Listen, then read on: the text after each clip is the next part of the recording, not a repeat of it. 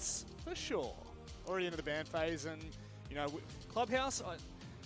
We see so many brawls on Clubhouse, Dev. I feel like it is a wonderful staple that is played, you know, through and through, and actually has some really good results on it, close results as well. I firmly believe that Clubhouse is one of the most difficult maps to play in the map pool. There are so many points of map control and entry that really hinge on that utility usage. So we see operators like Maverick banned out to enable some more bandit tricking, some more hard holds. ACME banning Maestro, that's something I'd like to highlight because of the three operators which you typically see, the three heavy anchor operators, Maestro, Mira, and Echo. In ANZ, we tend to see a lot of Maestro played rather than banned. Yeah, definitely so. Mira, obviously, with, I believe, the highest ban rate, especially in Six Masters for this event in particular, but even across the board, when you're looking at Rainbow Six, even internationally, Mira's banned out quite a lot, so it's no surprise to see Mira. Maestro, like you're saying, it's generally either picked or banned. It's one of those, right? We do see generally those four operators that are either picked or banned, the info gatherers, and doesn't look like they've actually gone for any of them on. I actually know Mozzie's up, so a little bit. Yeah, I love to see an event in Australia where we have an Aussie on an Aussie operator. It's just perfect. And of course it's Kings, right? Yeah, and it's Kings. Yeah. So I just want to say, Rob, this is our MEO anniversary. It is. 1 year ago today, we were casting here in Margaret Court Arena. Yep. It wasn't quite the same, and it's fantastic to be here with you on the big stage, casting two fantastic teams. I can't wait to get into this match. Oh, that's it, mate. There's been a lot of buzz around this, especially for us, of course. But, you know, this is a huge opportunity. Good crowd. It's a good venue and an excellent opportunity. You know, money aside, prestige aside, it's an incredible opportunity for these teams to get on LAN and actually show what they have. Now, we will be going to gym and bedroom first. That's all right. This isn't a bomb site that a lot of people would, I think, expect to see if you're more familiar with, say, watching Europe and North America. This bomb site in particular is actually hugely in favor in ANZ. When you look at Church, Arsenal, the basement as a primary bomb site, maybe Cash as a primary bomb site, that's what you might be familiar with. Yep. But ANZ just loves their bedroom, and it seems to work for them. But we see a lot of strategies that expand holds into Cash, as we can see right here. Yep. A lot of alibi and castle usage to block off certain doors, enable some more rotations, and the alibi to disrupt angles so that the attackers can't utilize those long lines of sight quite as easily, because if they fire into one of the prisoners, they will get detected.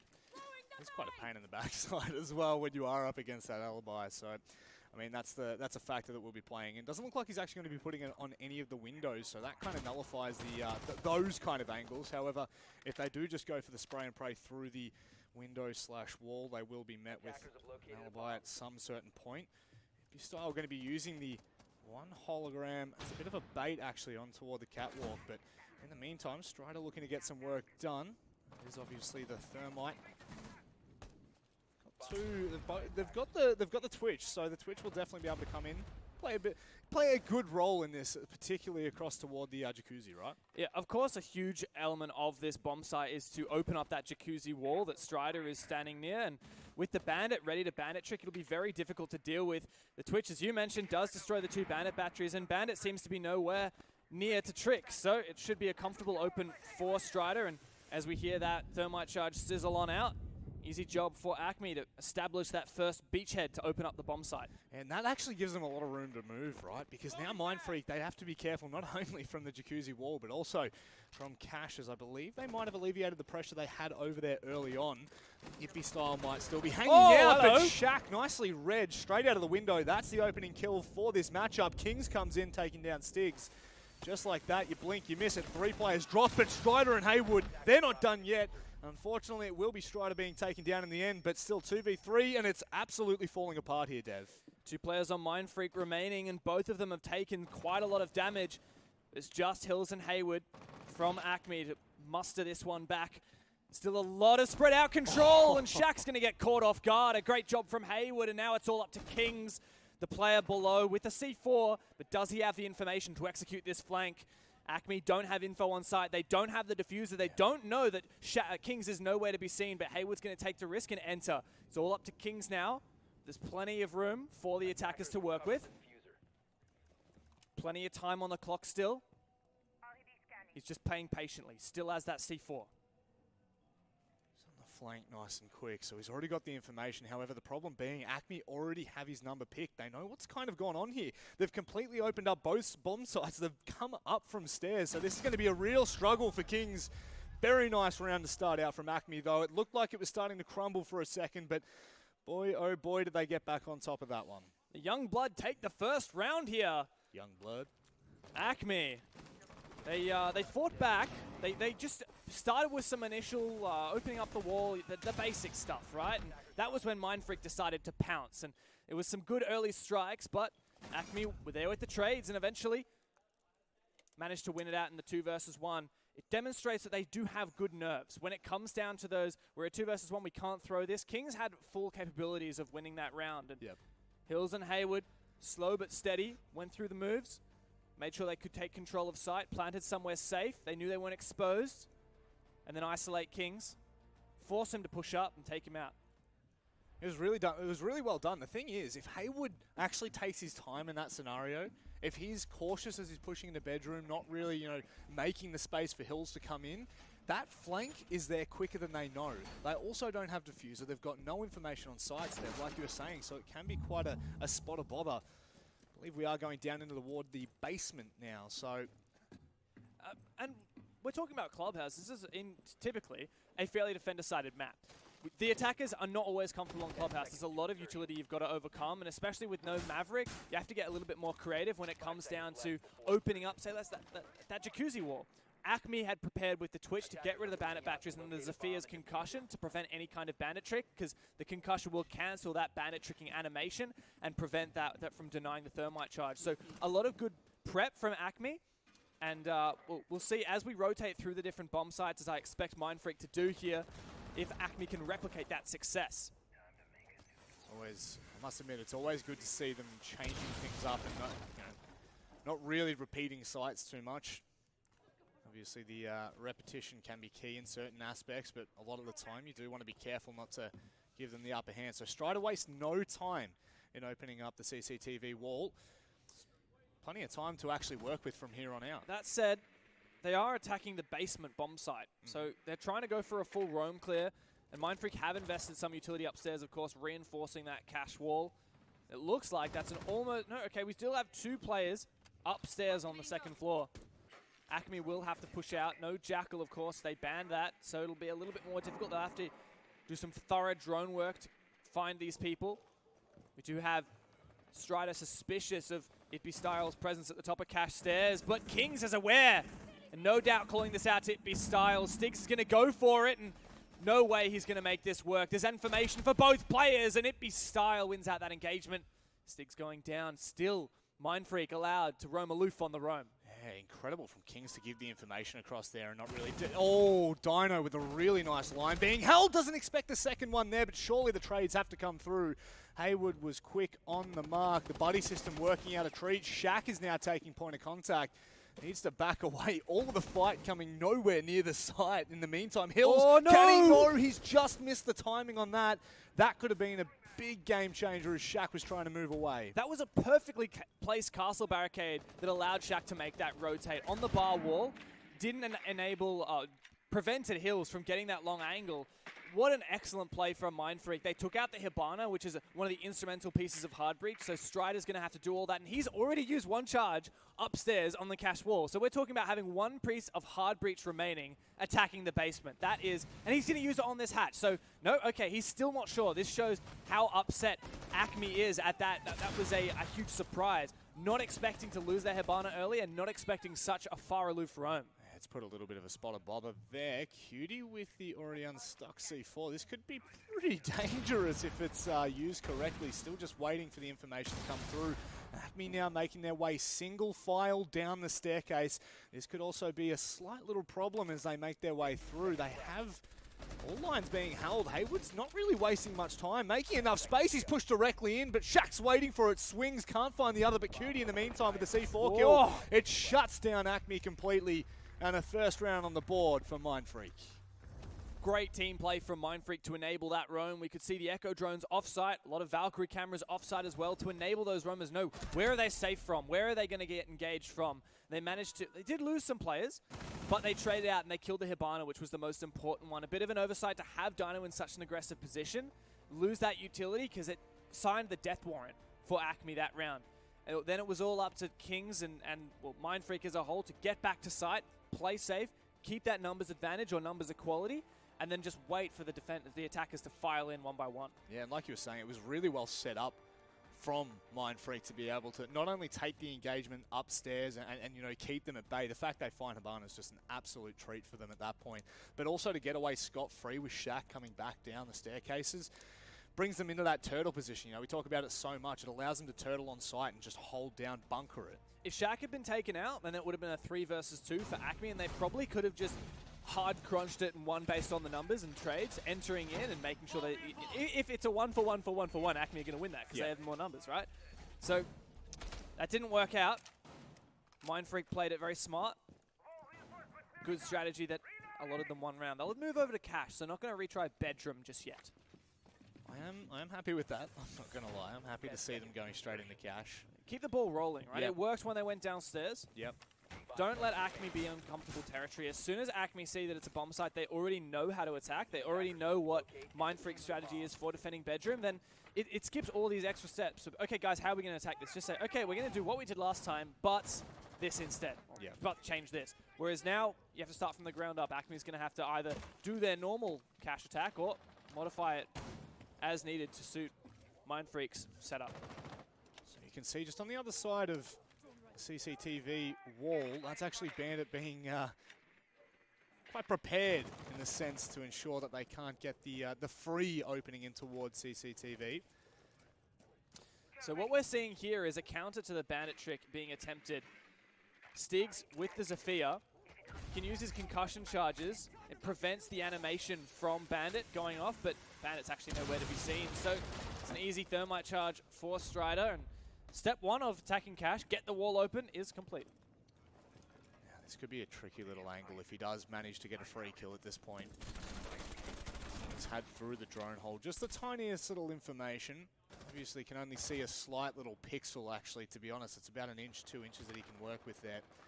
It'd Style still holding into Ward Garage, gives them enough room as they need to be able to move, but Strider wasting no time whatsoever. But look at this from Itby Style. He goes aggressive, drops down. This could be absolutely ridiculous if he makes this call. He's looking for that player, for that information. Has this just become the murder hole for Itby Style? He's waiting patiently. He will be rewarded. No, he actually misses the free shot, and Strider's there to capitalize. Holding my breath the whole time. Style went for the aggressive play, didn't pan out. ACME being nice and patient, playing it safe. Cutie is going to successfully Bandit trick, but what an entry from Haywood. What's he doing?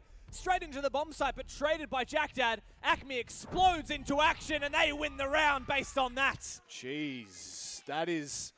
How many times have we seen Haywood just run straight into the site, give the room for the rest of the players? So what was happening is, okay, let's open up the construction wall with Habana pellets. Oh, it got Bandit tricked. That means we know there's a Bandit sitting there on that wall. I'm just going to peek him, says Haywood. And he does. And then he gets that kill. He moves in. And I think at that point, ACME realized, wait, Haywood's still alive. He hasn't been traded yet. Let's all file in there. And eventually, by the time he did get traded, Dino was right there to get the Valkyrie straight on back. And excellent work from ACME. That reactivity, engaging an opening, taking it with both hands, something we know them for. Yeah, that's the thing. When Haywood actually makes that much space, like you're saying, for Dino to come in, it just, there's so much pressure that just completely goes missing at that point. You know, when Haywood is literally on the other side of Cash and Dino's just coming through the door, there's so many places he doesn't have to worry about. The second Haywood gets taken down, they know exactly where that last player is. So, you know, this is looking really quite good for ACME straight off the bat, isn't it? Certainly is. ACME, they're on the 2-up, on Clubhouse, on their attacking half as well. So they've won 2 of the 3 bomb sites that you would typically see. Certainly a good start. Now, the thing I would worry for ACME is, of course, that play style of exploding into aggression. The reason why that works is because the enemy team isn't expecting you to do that. They're expecting, okay, we're going to Bandit trick this wall and we're going through the motions, this is how the game plays out. But, oh, wait, there are 2 people in sight and they're just rushing us. If Mindfreak start to key into that, this will absolutely get counted and ACME will have to think of something else. And that is the thing. We were speaking about ACME right before the start, saying that, you know, they can just speed things up. They can completely catch you off guard. And, well, we've seen it exactly there. It's pretty much what we were anticipating for a certain part. So we're going to see, cache CCTV be re-attempted by Mindfreak. And Cutie's still on the CCTV wall waiting for the bandit trick, but with Sophia there as well, how much success are they really going to have? They do have the Kaid this time. It's a similar strategy for both Mindfreak and ACME. Mindfreak have employed the Kaid, as you mentioned. Not sure whether that's going to be for this cache side. Cutie's going to attempt this bandit trick, but the Zofia charge perfectly prevents that from working, and now it's all up to him to just get out of there before he's taken out. He does get safe. Good job from ACME and to our observers for catching all that action. Both the Zofia charge and the thermite going off. The bandit trick being attempted and then denied. That animation cancelled. Nice little bit of strategy that I think a lot of our viewers might not be as familiar with. You can prevent bandit from placing batteries using a concussion. Well, that's the thing. We saw 3 different operators using their gadget in that one particular area just to open up CCTV wall. When it comes down to the small, the opening executes. It really gives them a lot of room to move now. Strider's still got one of the extra charges that he can go ahead and maybe place on the same wall we saw before. Hippie Style is completely on the other side of the map. Yeah, You're looking for that flank. Yeah, he's in a perfect position to flank both Dino and Hayward, and their positions will be revealed with all the noise that they've been making, and now Cutie has failed to bandit trick.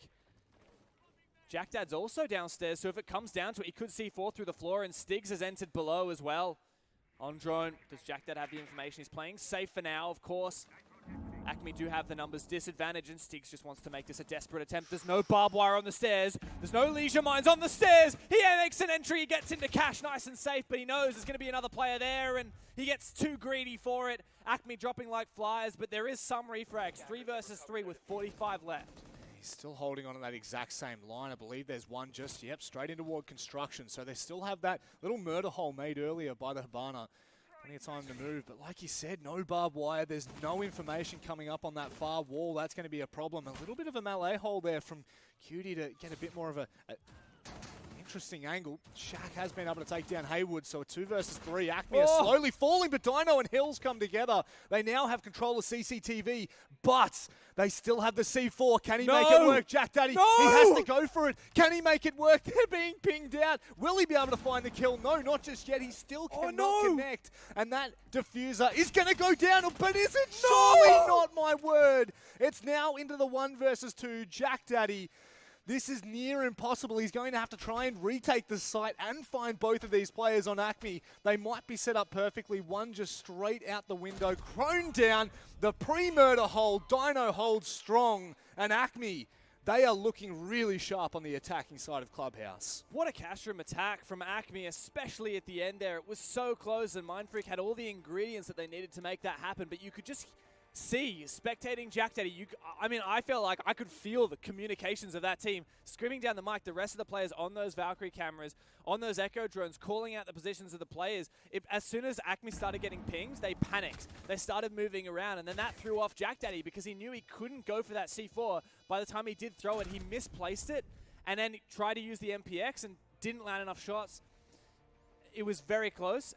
Jack Daddy was inches away from making that happen.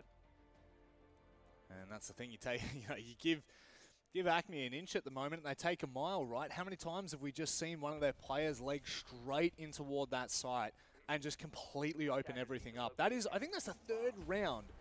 3 rounds out of 4, we've seen an individual play like that where someone has just completely moved in, made space for the rest of the team, completely given them the room to move, and they've been able to take it from there. Excellent reactivity from ACME. That's what we expect to see from them. And they're demonstrating that they aren't dialing it back on land. This is what we know ACME for. They rush in. They push aggressively. Upon an instant whim, we have 2-3 players going for something very quickly. And I thought on land here, different experience, maybe this would be where they would be intimidated. They wouldn't have that level of reactivity. They wouldn't be fast enough. But boy, I was wrong. They are looking good as ever. That's a little bit unfortunate. He will find it in the end. That's okay. Missed a little pest, but so you can actually, for the people in the crowd, rather, you can hear the comms coming through from both of these teams, and it was something that we highlighted yesterday. Yep. We're sitting about 5 meters from ACME right now. We can hear their comms. We can hear them talking. Yeah. Something that you just It's quite the extra experience. Yeah, it is. It's the extra element, right? It's the extra element to land. And you know, like I was saying to Monkey yesterday, whereas if a teammate makes a mistake online, all you can do is yell at them. Now you can just give them a quick clip on the ear and away you go. So they're in arm lengths distance away from each other.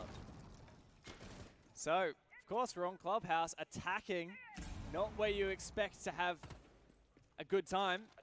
This is defensive favored majoritively. Yep. Perfect K-trick. Denies those Habana pellets from Cutie. Great job. He just listened out for the X-Kairos to be fired, and now Stiggs knows that he'll need heals to assist with a Thatcher grenade, but Stiggs only has the one Habana pellet left. Strider will find a nice opening pick. He's actually been fragging out tonight on the Thermite. A support operator you don't typically see raking up the frags, but Strider being the most experienced player on ACME, he's certainly happy to sit in that backseat role, but also stand on the front line as needed.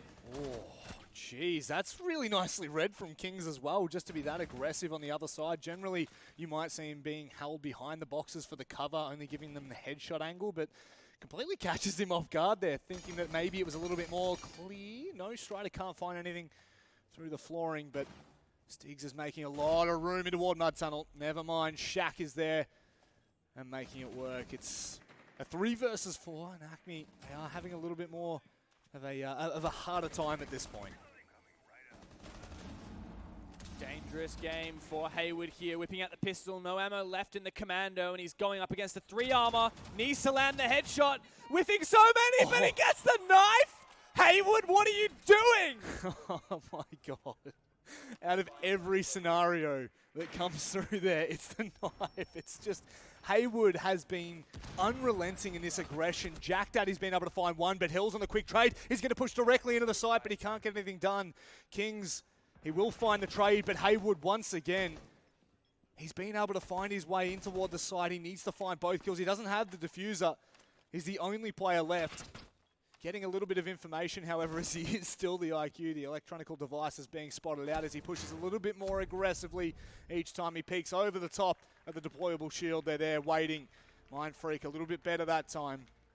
And now we're starting to get the ball rolling here. This is what we really wanted to see, this kind of back and forth match where neither team really gets, a firm grip on the game for too long. Mindfreak are unhindered on that church bomb site, but won't be able to revisit it for the rest of their half. So, if we want to see Mindfreak end this half even, 3-3 or even 4-2, you're going to have to step up their game on the bedroom and cache bomb sites. It's going to be a little bit of a tall order. I mean, I guess that's a bit of a, maybe that's a little bit harsh. At least they lost cache twice. Yep. So at least they're going back to bedroom, which they haven't seen in a while. It was the first round where they tried that. It didn't work. They said, "All right, guys, let's move on. See if something different is gonna help out." Going back to the roots of the game for them. Spread of kills, Ippy style doesn't really need to be fragging out too much for Mindfreak to keep those rounds up. Yeah, it's funny. He's the fragger, right? But he's just roaming. I guess if he dies first, it hasn't really mattered that much because, I mean, at least on the basement, Mindfreak's anchor job's been really great. And in many ways, that's actually a little bit of a terrifying prospect, right? Which is, if Ippy style turns up and he starts fragging, like that's all of a sudden, that's your fragging power completely doubled almost. So it's something that you want to be cautious of at all times. And it looks like we will be seeing much of a likeness to the first round where we see the CCTV/cache hold. We generally see at least a little bit of attention being put there earlier on. Wasting time for the attacking side. Unsuccessfully last time, though. Yeah, this is a very extended hold for Mindfreak. They do have only the one player on the objective at the moment. It's Kings. Oh, Jack Daddy rotating back just now. And of course, it's a dangerous game to play, especially against ACME, a team that we know are happy to just rush on in, take control from you. Identify your weak point, rush in immediately. But it's going to make it a bit more difficult for Dino. The Habana being picked once again. Second time that's happened. Dino struggling to stay alive long enough to use his utility. Good shot from Cutie to contest that angle. That's the level of confidence that we expect from these experienced players on Mindfreak. Certainly is. Still with the Thatcher and Thermite, we'll more than likely see that jacuzzi wall opened. It depends on whether they can get it through. No, the animation's being cancelled. Shaq is forced to back away. And once again, the jacuzzi wall will be reopen, Haywood will be able to find Ippy Styles. So, not too bad for right this second. They are finding the trades that they need. ACME has great use of that utility. Countering that bandit trick is second nature to Stigs and Strider together. Works perfectly. Now it's a game of droning in the bomb site. As soon as we see area clear for ACME, I wouldn't be surprised if players began to file in, dedicate.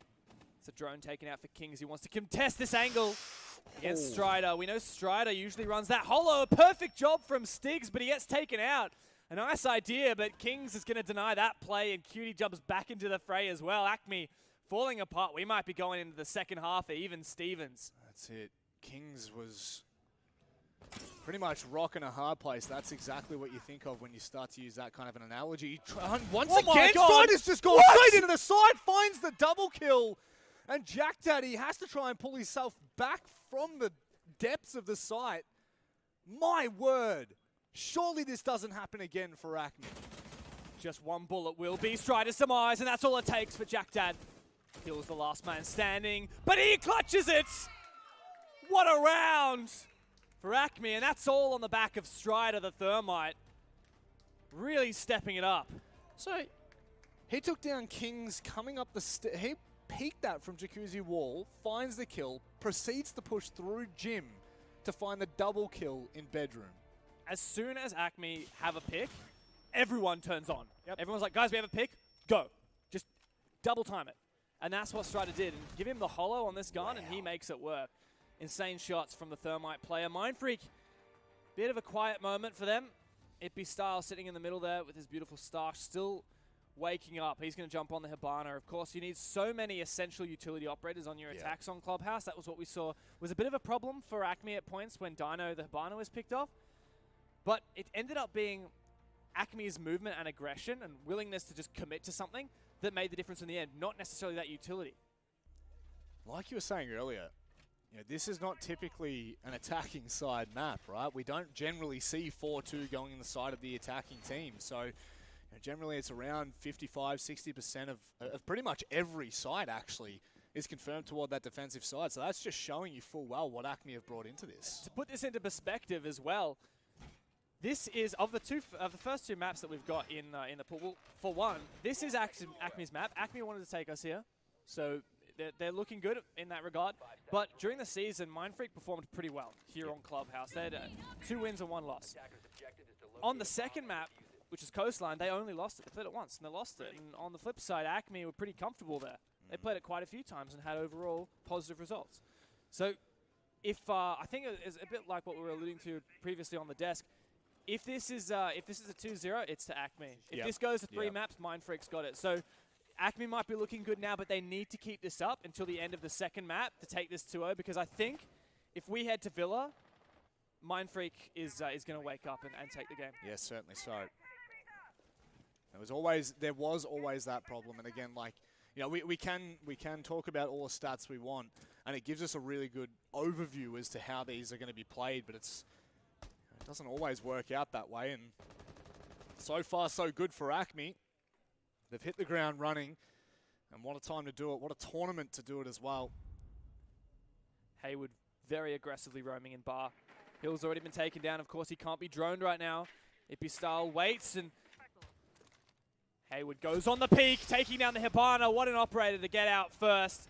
Haywood's looking for more, but Dino comes to support, and this roam for ACME is working perfectly. Mindfreak have nothing to stop it. 2 players down, 2 essential players down, and ACME make the smart choice. Hey guys, took out Thatcher, took out Hibana, let's go downstairs.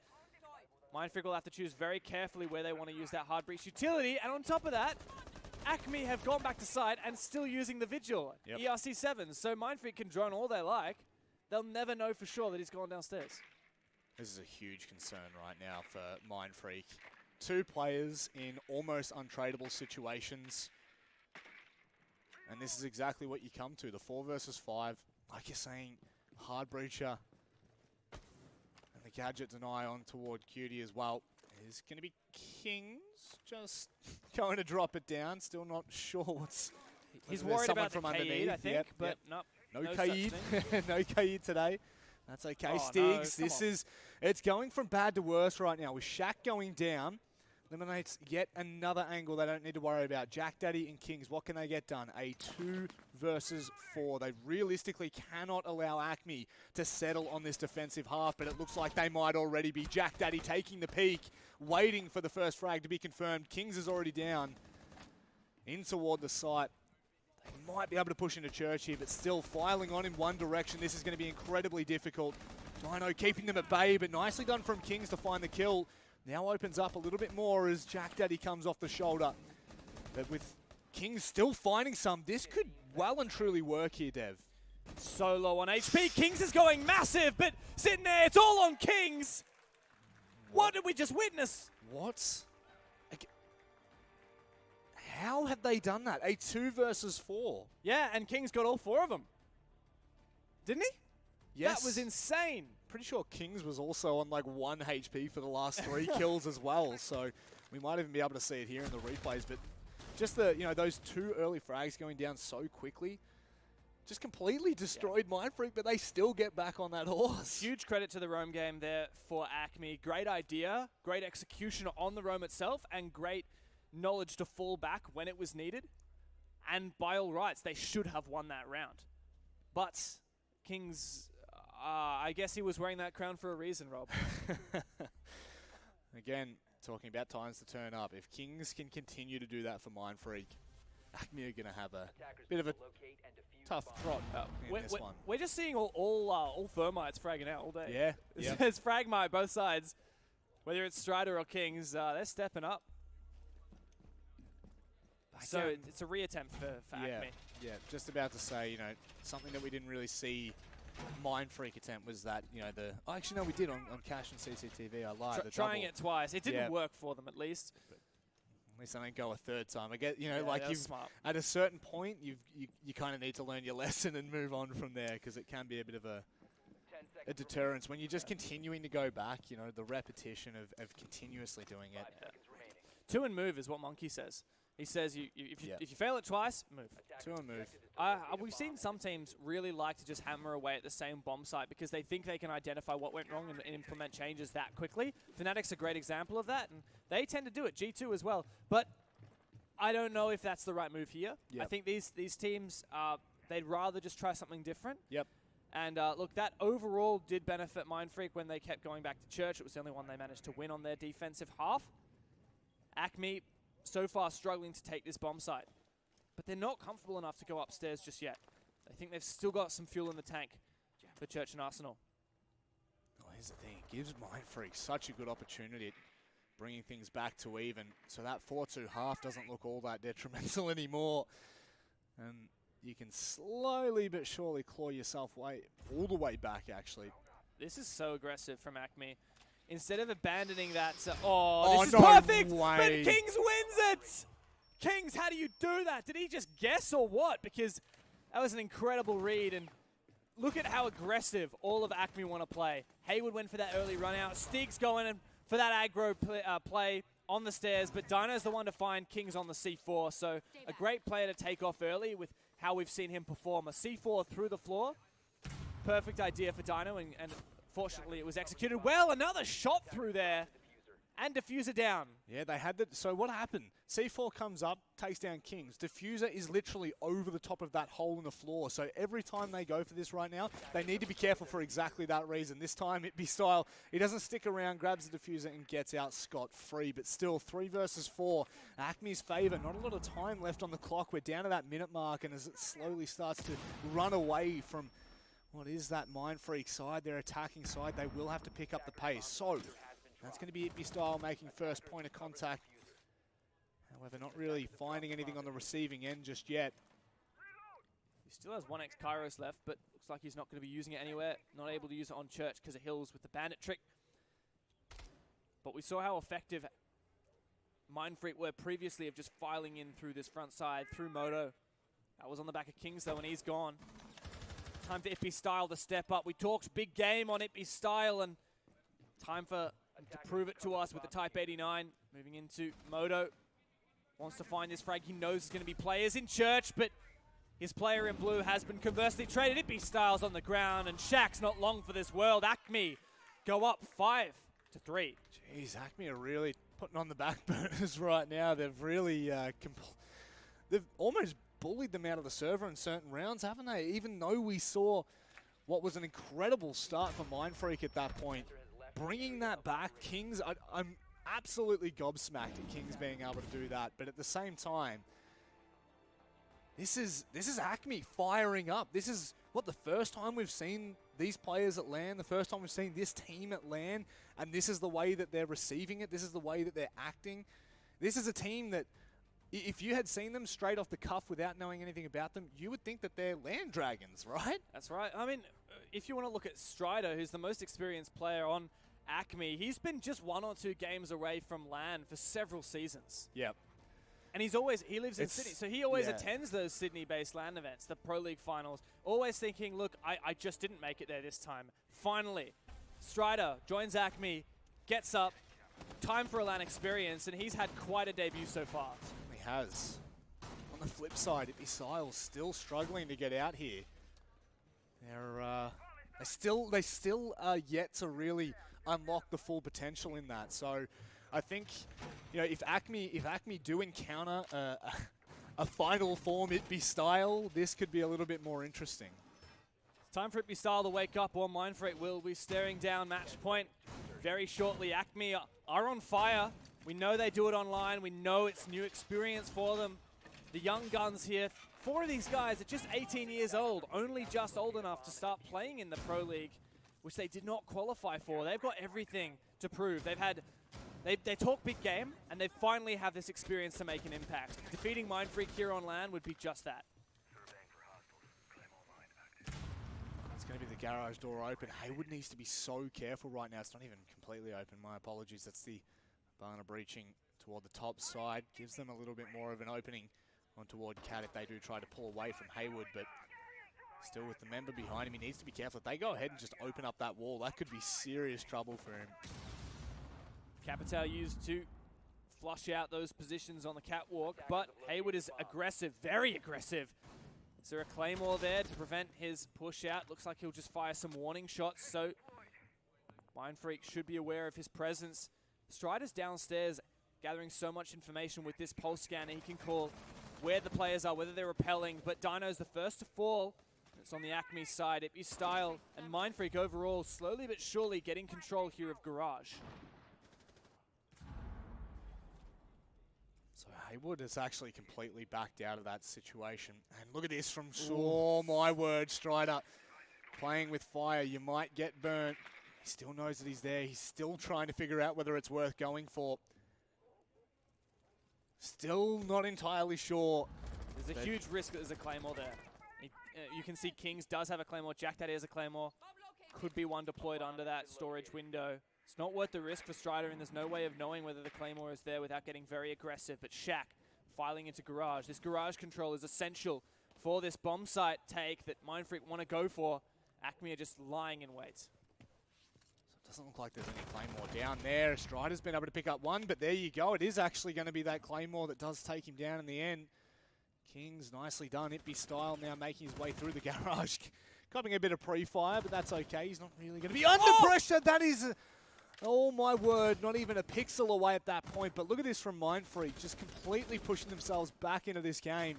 Not allowing ACME a second to rest. Haywood and Stiggs, they have to bring this back now. Stiggs starts it off taking down Jack Daddy. Mindfreak, complete control of that B side as they now push on through. Shaq can't get anything done.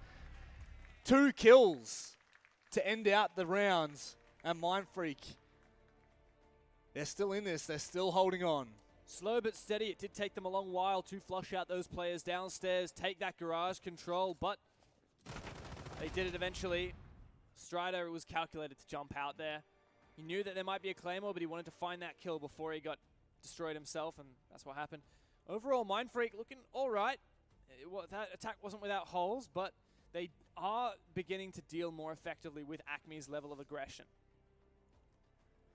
I think that on that basement bomb site, ACME were afforded to play aggressive, and then when they decide they want to stop playing aggressive because they've bitten off more than they can chew, or they've done the impact that they want, then go back to site, play full passive. And that's what worked for them. They didn't quite do that on Cash, because Mindfreak, as soon as they have garage control, can start going for that play on the other side of the server. The only thing you can do to deny that is use some form of utility. Because you can't just wide peek that. You'll get taken out by the guy on balcony. Yeah. ACME didn't have that level of utility. They invested a lot of players elsewhere. And, well, the players who would have had that utility would be like C4 on someone like Strider, and he was busy jumping out on Kings. Yeah, it is a vital piece of utility that just goes missing, right? And it can play a bit of a It's hard to know what to do if you're ACME here, but they will move over to bedroom. A very similar bomb site. You end up having to hold a lot similar ground, but you tend to be a lot more extended. Yep. And that might actually work out for ACME. A team that's definitely been happy to take the fights, not shy of really taking it to Mindfreak so far. Like you're saying, that could pay off, but depends on how they do decide to play this. Do they come straight back and hold from sight, leaving Stigs alone? The smoke will be able to buy a lot of time, obviously. The smoke bays could be a real hindrance in Mindfreak's attack, but Hills does come back across to support. So if they do approach toward the cache side of the map, they're going to be met with a lot of resistance. Yeah, for the most part, it's Stigs by himself. No, okay, Dino's over there now. So quite a few players, and I believe Stigs has impact grenades so that he can throw it up through the hole above the reinforcement and destroy any Hibana or Thermite charges. There are ways around that, though. Not sure if Mindfreak will employ those strategies. There is a Thermite charge on the floor that opens up the lower half of the reinforced panel into cache. Lots of different ways that Mindfreak can tackle this. See what they're ready for. Have line of sight in toward cache, but it's not a lot to work with. In the meantime, Shaq taking down Hills.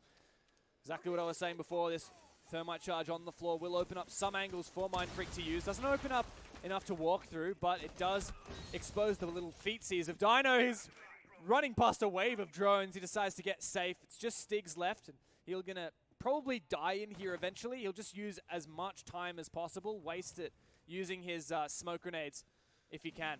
Well, there's Dino going down in the meantime. The mute no longer playing effect, but once again, if he can buy the time, if he continue to be the thorn in the side for Mindfreak, it might just give them something to work with if he does fall, but completely backing away after the smoke bays are completely gone. They now have to play a little bit more introverted on that site. Nice contact being made by Strider there. Is Strider going to, oh my word, pushing aggressive. Ippy style wasn't ready for it. Slows the progress down from Mindfreak the slightest. Look at Stigs re-aggressing toward construction here. Will be droned out, so needs to back away. Does so in time, plenty of time in fact. Time is ticking away for Mindfreak though. On the converse, 4 players left, and Stigs still trying to get aggressive. But Mindfreak reading into that, doesn't matter. Stigs is going to find that angle. Gets the injure, but not the kill. Can't confirm it either, but a second one for Stigs. Just 2 players left on Mindfreak. Time to step up big. Kings opens up the other wall. This might be a revive here, but there's just no time left, and Stigs knows he has this player down. Cutie wants to go for it. He's faking it out. This could be match point for ACME. Stigs has done so much damage here. He wants to go for the run out. No way Mindfreak can make this work. It'll have to be a storm into the bomb site. Stigs gets that kill onto Cutie as he jumps in Jim, but there's a trade. It's 2 versus 1, 1 versus 1. Hayward clutching it, and we're on to match point for ACME. Jeez, they have really turned up to play. That is a monstrous start from them in map 1, and you know they're continuing to do so down toward the end of the map. ACME's biggest fan there. #1 fan, always in Twitch chat. Horsey Poo, always in Twitch chat. I love to see it. Spamming those ACME emotes from Stigs' stream. Jeez, Hayward right there. I mean, you probably couldn't have got much closer. A 2 versus 3 right at the end. It looked like Stigs might have done enough to slow down the progression that Mindfreak were starting to claim back. But even then, when you've got players stepping up at a time of need, bit of a cap can, maybe? We're going to see it? Wouldn't be too surprised. This is when the pressure starts to mount for Mindfreak. Look at him. That's glum faces, if I've ever seen him. Time to focus, time to get in the zone. These are the guys, I mean, every time we get Ippy style on the desk, right? He's fun-loving, he's having a bit of fun, he's, you know, just chilling out and fragging out, and he's not doing either of those things today. No, he's seems to be having a bit of a tough time, but that's all right. You know, it's the it's the saving grace of a best of 3. You still get the extra 2 to bring this back, but I mean, if you just look at the map stats, this could be a clean 2-0. We really need to see Mindfreak. They have to turn up the heat here. They cannot allow ACME to get comfortable, which it looks like they already are, well and truly comfortable. Absolutely. They came out of the gate swinging. I mean, round number 1, on LAN, ACME still steps it up. And like, I'm sure this isn't their ideal situation, you know, not their perfect setup, not their perfect monitor angle, not their perfect desk space, all that kind of stuff. That's what you have to deal with when you go to LAN. Yep. And yet they're dealing perfectly. And honestly, looking at the raw data, looking at the previous records so far in 6 Masters, I thought that out of the 2 first maps, Coastline and Clubhouse, if Mindfreak's going to win one of those, and only one, it's going to be Clubhouse. Yeah. Not Coastline. So moving into map 2, that's where I'm starting to get worried for Mindfreak. Yeah. If we get there. The thing is, Mindfreak is one of the teams that we really do kind of put up there for that 3rd team, right? At the moment, it's kind of oddity Mindfreak. We're not really 100% cemented on that. And this was a really good opportunity for them to come in and show full well. They are that 3rd team, but ACME, maybe they're making a bit of a front run for it now. It's possible. ACME didn't make it into Pro League. We keep saying that, and that was heartbreaking for them because they sat the whole season in 1st place Challenger League. The last play day, they dropped down to 3rd. Missed out on that Pro League spot, and I mean, on top of that, Strider and Dino played in the Pro League last season, and their team disbanded, and they decided to join ACME to rejoin the Pro League. Didn't make it. This is their real chance to step it up on the big stage. They're contending with one of the best in ANZ in Mindfreak right now. Certainly are, and they're doing incredibly well at that. He's now opening up yet another hatch. Just taking their time on this approach as well. A little bit easier. They don't have to contest with such flanks that we'd seen before. But that's going to be Stiggs opening up. King's going down. There was still one more charge on that, so that can be a little bit of a problem when it comes down to the later parts of this round. Whether or not that actually plays into any effect whatsoever, we'll wait and see. They still have the Habana up, so those hatches are going to be no problem. 1 minute to make this collapse for Mindfreak. They are at the numbers disadvantage, and ACME seem to be playing passive. The smart way to do it, but they don't have any wall denial, so they'll be flushed out of this position deep inside of Church. A C4 going through, bit of a risky one, but it's shot out anyway. Not likely to do much, and now it depends all on Mindfreak. How will they make this collapse? It's going to be difficult with only 3 players left standing. Yeah, they're falling apart bit by bit, like a stringy piece of meat. Cutie was holding the line. There was about to be a peek. That's going to be Jack Daddy opening up onto Haywood. Gives them a little bit of room to move now. Pushing back through Memorial. It's going to have to be a massive crunch here, Dev. 20 seconds left on the clock. Everything on the line. They will be able to find one more. Back to it, 3 versus 3. Cutie finds through the murder hole. Hippie Style coming back through. The diffuser's going to be stuck at this point. They're holding down the line, but it does get dropped. Could this be it? He might be able to hold on to this. Stiggs, can he buy enough time? No! Cutie will bring it back right at the last second, and it will continue through with map number 1. ACME was so close. So damn close. We're going all full on the first 12 rounds here. We could still see ACME close it out before heading to overtime, but Mindfreak have that momentum now, and that was close. Mindfreak should not have been in a winning position here, but they kept finding those picks. They got the trades, and then Cutie won the 1v1. Stiggs, by all rights, should have won that clutch, but Cutie's stepping it up as needed. Cutie's actually, I believe, the player with the highest cost. Gets the KOST of the entire 6 Masters season. He's right on up there. Yeah, Cutie is actually one of the best in the whole of the season. Well, I mean, cost is probably the best way to really to determine the effect. Yeah, the thing I like about costs is it's not talking just about frags. Yes. It talks about your overall. Sometimes your entry fragger doesn't get the kill, but the player behind him gets the kill, and that's actually really important. So that's the traded component. And sometimes someone's got to plant the diffuser, right? Like, so no one wants to do it. Someone's got to do it. So I think that's a great way to show how often this player is really having an impact in the rounds. Doing their job. That's it. That's it, Dev. One more round. We go to the full regulation to decide whether ACME are going to be able to push this over the line. A team that coming into this had shown so much promise, and really starting to stride in their own sense. They are, however, one round away from securing the first map, but Mindfreak have had something to say about it. If Mindfreak pull this back, it will have been 4 attacking sides for each team. What? Yeah, well, it's funny. You know, on paper, Clubhouse is defensive-sided. In reality, there are games where I've seen attacked 6 rounds of attack. But a lot of it does hinge onto these last few dying moments. Who's getting those clutches? Because that's what we are seeing, a lot of back and forth between these teams. It's coming down to 2v2s, 1v1s. And who's landing the shots? Who's making that peak? Who's got the info? That's what's making the difference. ACME are going to retry downstairs, though. They have one at once. So, playing this roam game once again. Still hanging on to that vigil is Haywood. Lots of information gathering to enable his roam as well. No doubt that information denial stilting out Mindfreak. But we know even the time slipping away, Mindfreak do have a way to claw it back. Certainly do. And for this map anyway, we have seen Basement be the most successful for Mindfreak. So maybe they've got a certain way they want to approach it. Maybe they understand it a little bit better. They're taking their time to be really thorough, clear out all the roamers. ACME banned Jackal, which means that Mindfreak can't just take that and quickly take a glance and see, all right, no one went up these stairs, so we don't have to check up there. I have to be really nice and patient, diligent on these drones. That does waste a lot of time, but even when the time slips away, Mindfreak have a way to make it happen. This comes down to ACME. In these last few moments, how will they react to this push? Do they have the bandit? They do.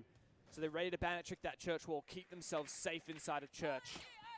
Well, that was one of the big opening frags in that last round. You know, it took 2 players down to 1 in church and just gave them so much extra time to work with as well, not needing to find the extra player. But we'll be seeing Hippie Style open up slowly but surely all these hatches, putting a bit more pressure back onto Mindfreak. Oh, was that nicely timed? Yep. So it didn't quite work for the Yep. impact trick. Well placed to Tabana Pellets from Style. He's doing his role very well. Jeez. There is so much to look for in this round, and ACME on the cusp of their victory here. Mindfreak still desperate for it though. Burning out hills here in church. There's 3 left, and Strider needs to find this kill to hold on to blue. Who's going to win the peak? Neither. Whipping out the shotgun. He wins it. God. It's 1 versus 3. All on Jack Dad. ACME take map number 1. What a performance from ACME.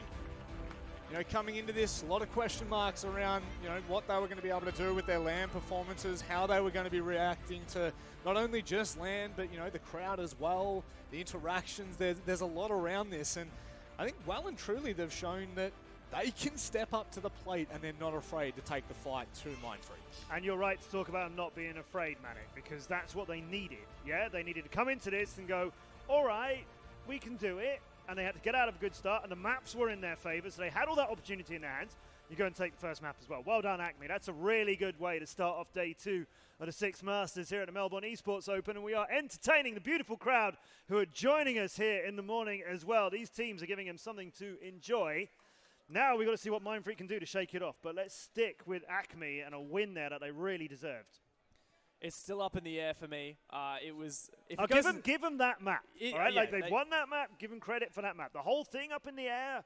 You haven't seen enough from there to think they're going to take this whole thing. I think ACME could definitely 2-0 this. If it goes 3 maps, I still got my money on Mindfreak, but ACME are looking so hot right now. If it goes to 3 maps, then ACME have lost the second and are playing the third on something that Mindfreak love. So ACME have to get this done in 2, don't they, sir?